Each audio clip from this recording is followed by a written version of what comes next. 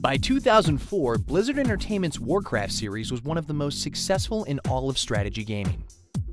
But the game's reputation stemmed as much from the rich storyline and colorful world as it did from the deep gameplay, and Blizzard believed it could work in a different genre.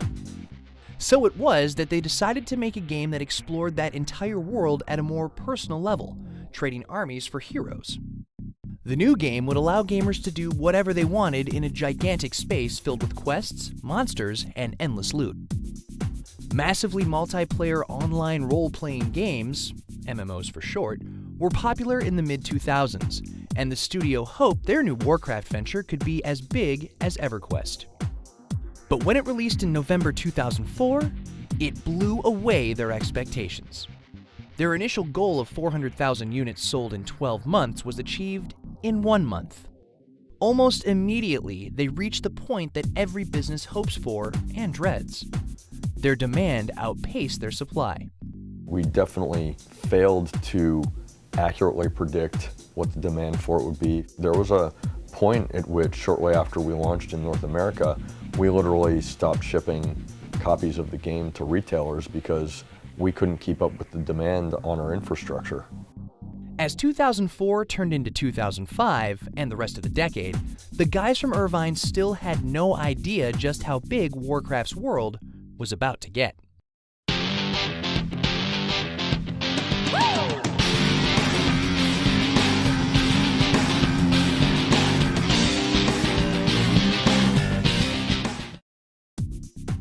At the end of 2004, World of Warcraft was officially the fastest-selling PC title of all time. When the game went back onto store shelves after Blizzard's shipping freeze, it continued to sell at a breakneck pace that not only astounded the studio, but the rest of the industry. At a time when the most popular MMOs had a few 100,000 subscribers, WoW cleared 1.5 million subscribers in March 2005, barely 5 months after the game's launch. Those weren't only insanely high numbers, but they had been achieved insanely fast. There was absolutely no way the game could sustain that kind of momentum. Except that it did.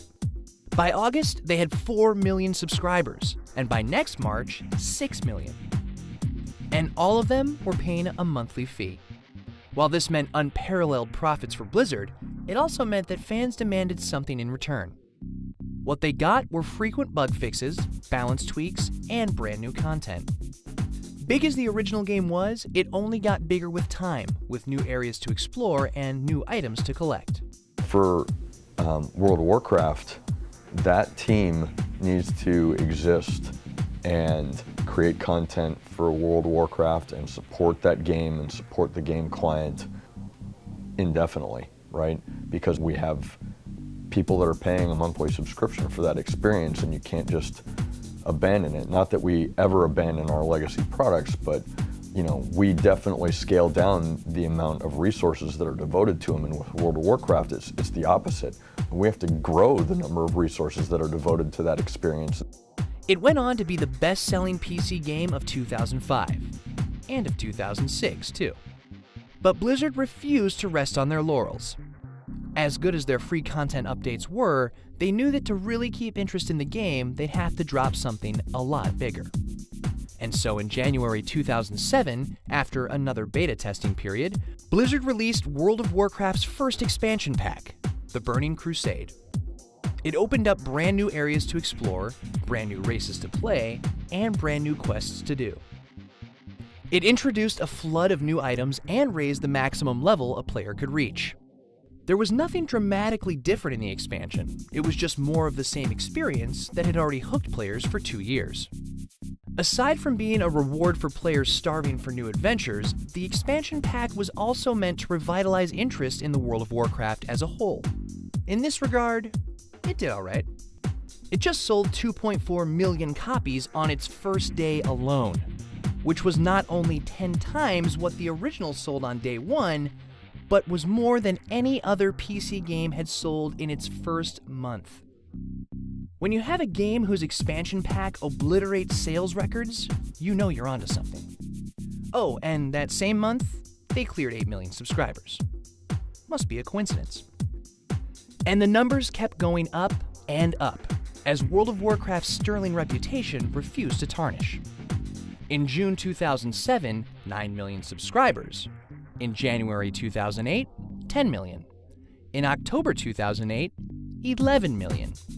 In November of that year, the game's second expansion, Wrath of the Lich King, released to sell 2.8 million in one day, breaking the unbelievable record of Burning Crusade.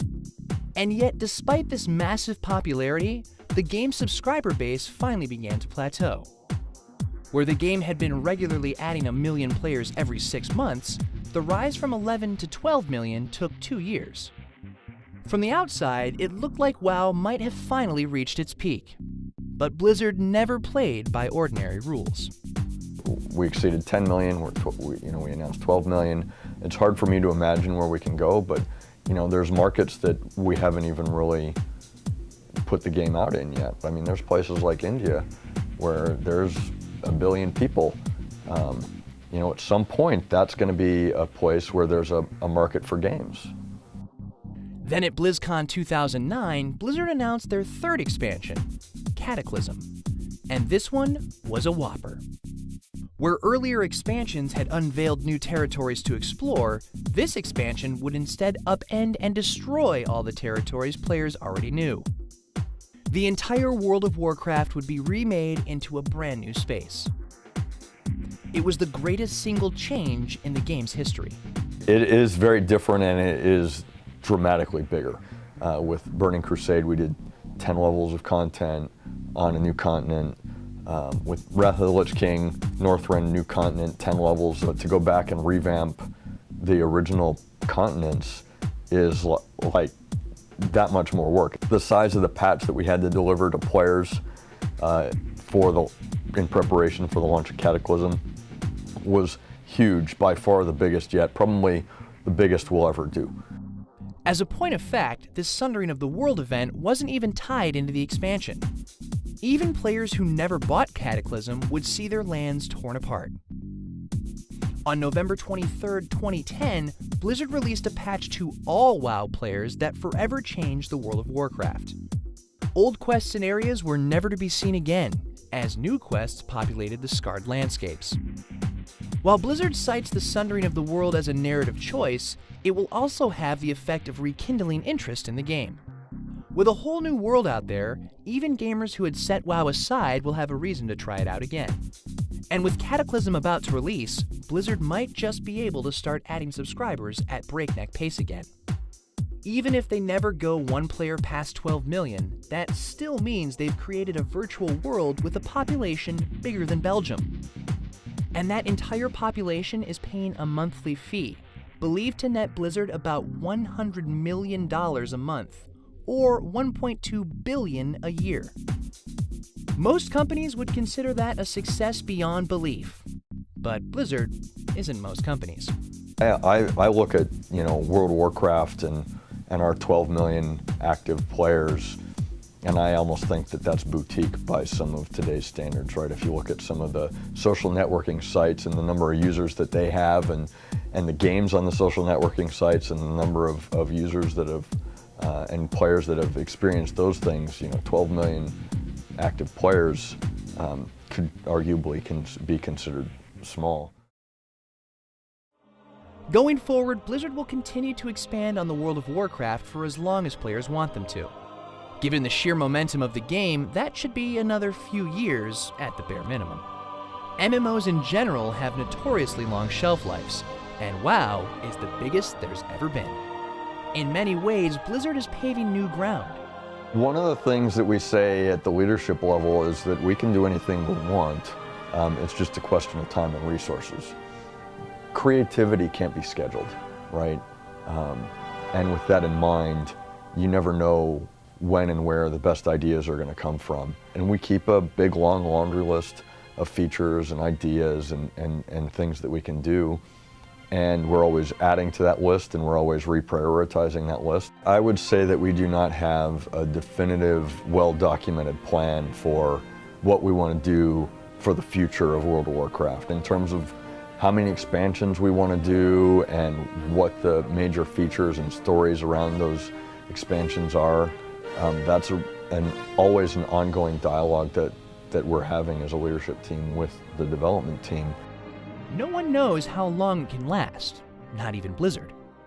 But at the moment, even 6 years after the game's launch and with strong competition on the horizon, World of Warcraft remains one of gaming's single greatest accomplishments, one of the most popular and culturally iconic works the medium has ever produced. No matter what happens, even decades from now, the world of gaming will never forget the World of Warcraft.